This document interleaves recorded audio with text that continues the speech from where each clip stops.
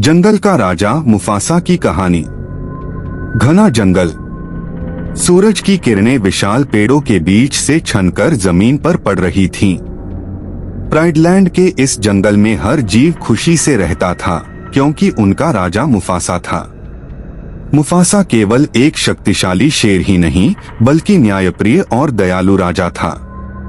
लेकिन उसकी जिंदगी में छिपा था एक साजिश भरा अंधेरा, जो उसके अपने ही खून से जुड़ा था। मुफासा का छोटा भाई स्कार, एक चालाक और कपटी शेर। स्कार को हमेशा से राजा बनने की चाह थी, लेकिन मुफासा के रहते यह असंभव था। वह मुफासा से जलता था और अपनी चालों से उसे हटाने की कोशिश में जुटा रहता था। मुफासा का बेटा सिम्बा नन्हा लेकिन जिज्ञासु और चंचल। मुफासा उसे समझाता था, सिम्बा, एक सच्चा राजा अपनी शक्ति से नहीं, अपने दिल से राज करता है। हमें सबकी रक्षा करनी चाहिए, चाहे वे छोटे हों या बड़े। लेकिन स्कार को यह सब सहन नहीं था। उसने एक खतरनाक योजना बनाई। एक दिन उसने सिम्बा को झूठे बहाने से एक गहरी घाटी में भेजा। घाटी के चारों ओर चट्टानें थीं और बीच में सूखी घास फैली थी। स्कार ने अपने साथी लकड़बग्घों की मदद से घाटी में भैंसों के विशाल झुंड को दौड़ाने की तैयारी की।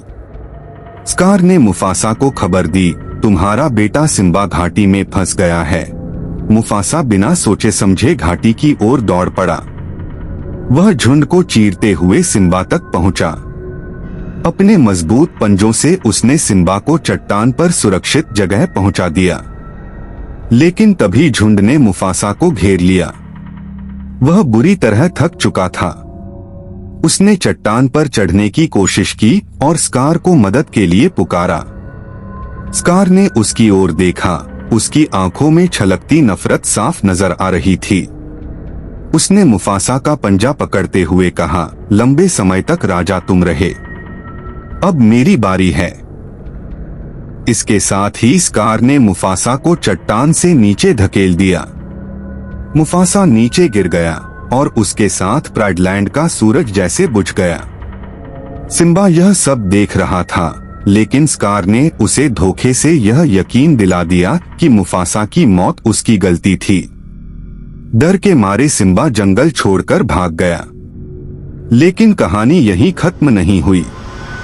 मुफासा की आत्मा सिम्बा के साथ थी। एक दिन जब सिम्बा बड़ा हुआ, तो उसने अपने भीतर छिपे डर को हराया और प्राइडलैंड लौटने का फैसला किया।